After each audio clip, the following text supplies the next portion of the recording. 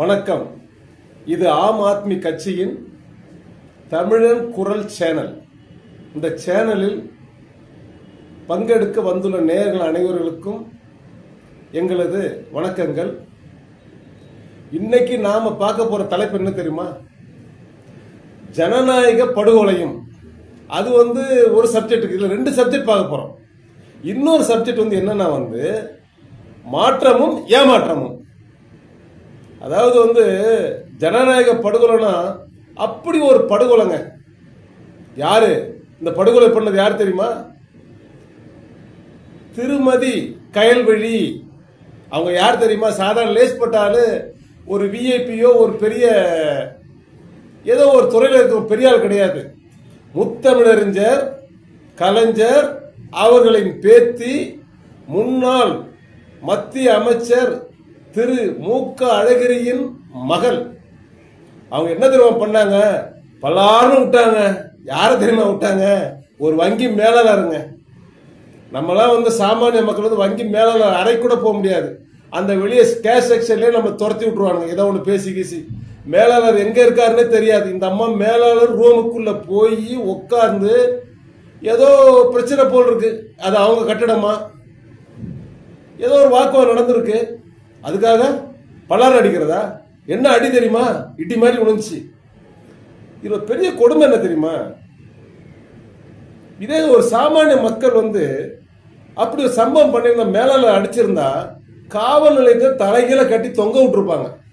இங்க ஒன்றும் பண்ணலங்க, ஜாமீன்ல நீங்க போகலாங்க, அப்புறம் பார்த்துக்கலான்ட்டாங்க. இதுல என்ன தெரியுது? சாமானிய மக்கள் என்னைக்கு சாமானிய மக்கள் தான். அவங்களுக்கு என்னைக்குமே ஒரு நல்ல நிலைமையை பார்க்க முடியாது. இவங்க யாரை வேணா அடிப்பாங்க, என்ன வேணா செய்வாங்க, யாரும் கேட்கவே முடியாது. இது ஒரு பெரிய கொடுமை என்ன தெரியுமாங்க? ஒரு அரசியல் கட்சி இதை கண்டிக்கலங்க. அண்ணா திமுக ஆகட்டும், திமுக ஆகட்டும், பாஜக ஆகட்டும், பாமக ஆகட்டும். ஆட போங்க, எங்க எதிரின்னு சொல்ல தாவேக்கா கூட இதை பத்தி ஒண்ணுமே சொல்லீங்க. தாவேக்கா இதை பத்தி எதுவுமே பேசல.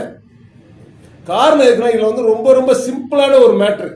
எல்லா அரசியல்வாதிகளும் எல்லா அரசியல் கட்சிகளுக்கும் நாங்க அரசாட்சி நடத்துறோம், நாங்க மன்னர்கள். சாமானிய மக்கள் உத வாங்கி தான் தீரணும். அவங்களுக்கு எந்த உரிமையும் கிடையாது. அவங்க இப்படிதான் இருப்பாங்க. ஆனா நாங்க யாரை வேணா அடிப்போம், கொளுத்துவோம், நாங்க வெளியே வந்துடும். யாரும் எங்களை ஒண்ணுமே கேட்க முடியாது. இது அவங்க சொன்ன மெசேஜ். இதுக்கு பேர் நாம ஜனநாயக படுகொலைன்னு வச்சுக்கலாம். ஏன்னா ஜனநாயகம் சாமானியர்களுக்காக தான் இவ்வளவு கஷ்டப்பட்டு வாங்கினாங்க.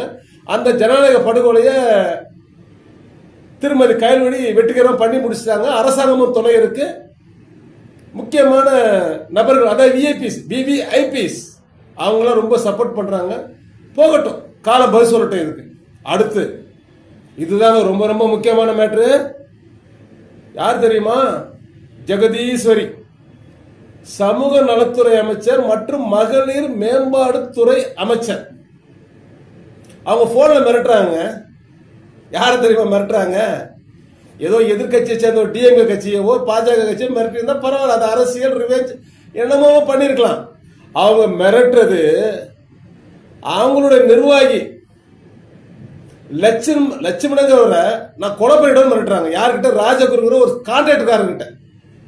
என்ன தெரியுமா சொல்றாங்க? யாரு? நான் லட்சுமணன் ஓயாம வந்துட்டு போறேன் என் தொகுதிக்கு, நான் லட்டு கொடுக்கறேன். அவர் கேட்கிறாரு, எதுக்கு வந்துட்டு போற? அவரு என்ன சொல்ற? ராஜகுரு, லட்டு கொடுக்க வந்தாமா? நீங்க நினைச்சுக்காதீங்க, லட்டு கொடுக்க வேணும் 5 ரூபா 10 ரூபா 50 ரூபா லட்டு நினைக்காதீங்க. லட்டுனா லட்சம், கேக்குனா கோடி.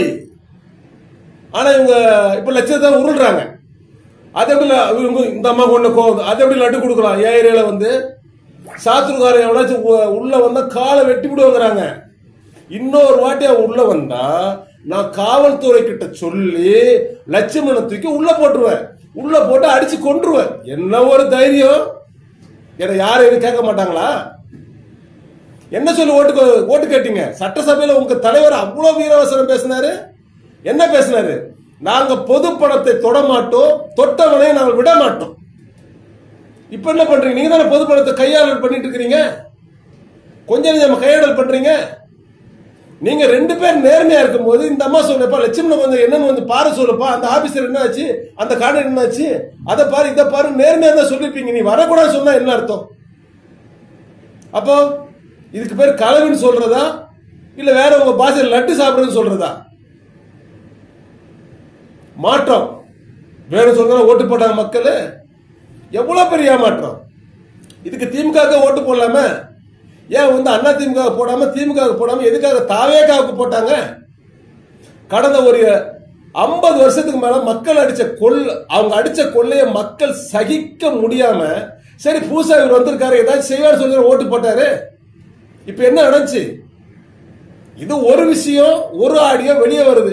இது மாதிரி டெய்லி கிட்டத்தட்ட 35 அமைச்சர்கள் இருக்கிற இடத்துல எல்லாமே நடக்குமா இல்லையா? நீங்களே யோசனை பண்ணுங்க.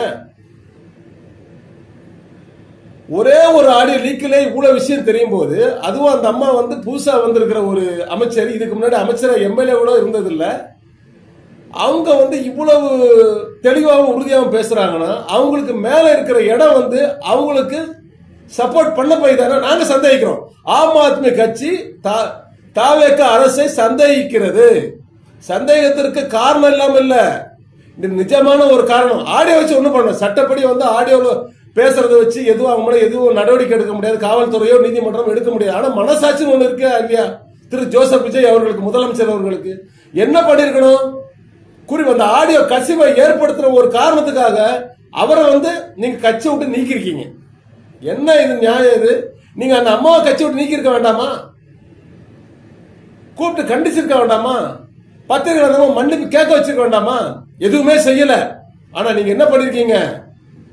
அழகா அந்த அம்மாவை அந்த விஷயம் எதுவுமே கண்டுக்காத மாதிரி இருக்கீங்க. எதுவுமே நடக்காத மாதிரியும், இந்த விஷயம் வந்து ஏதோ ஒரு அரபு நாட்டில் நடந்த மாதிரியும் ரொம்ப சாதாரணமா இதை பத்தி திரு விஜய் எந்த பிரச்சனையை பத்தி வாயை திறந்து பேச மாட்டாரு. ஆனா இது வந்து முக்கியமான மக்கள் பிரச்சனை. மக்களுடைய காசை களவாடுறாங்க. இந்த களவு எப்படிங்கிறது என்னங்கிறது வந்து விஜய்க்கு தெரியாம இருக்க வாய்ப்பு கிடையாது. கண்டிக்கலாமா இல்லையா? நாங்க யார் பணத்தையும் தொட மாட்டோம், யார் தொட்டவங்களை விட மாட்டோம்னா இவங்களே விட்டு வச்சிருக்கீங்க ஜெகதீஸ்வரிய. ஆம் ஆத்மி கட்சி இதெல்லாம் விட்டுறாது. நீங்க பண்ற ஊழலாம் பார்த்து சகிச்சு நிக்காது. அந்த அம்மா சாமானிய அந்த கைல்வெடி அம்மா வந்து ரொம்ப சாதாரணமா நினைச்சுக்கிட்டாங்க. நாங்களாம் விட மாட்டோம். சாமானிய மக்களுக்காக போராடுகின்ற இந்த கட்சி ஜனநாயகத்தை மீட்டெடுக்க கடுமையாக போராடும். அதே மாதிரி ஊழலை மாற்றம் வேண்டும் என்று விரும்பிதான் மக்கள் உங்களுக்கு வாக்களித்தார்கள். ஆனால் நீங்கள் மாற்றத்தை தராமல் ஏமாற்றத்தை அளிக்கிறீர்கள்.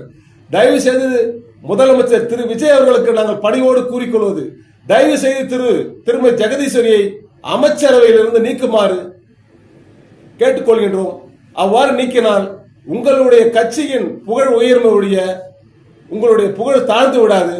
தயவு கூர்ந்து மக்களுக்காக நடவடிக்கை எடுக்குமாறு உங்கள் திரு விஜய் அவர்களை கேட்டுக்கொள்கின்றோம். இந்த காணொலி கண்ட அனைவருக்கும் நன்றி.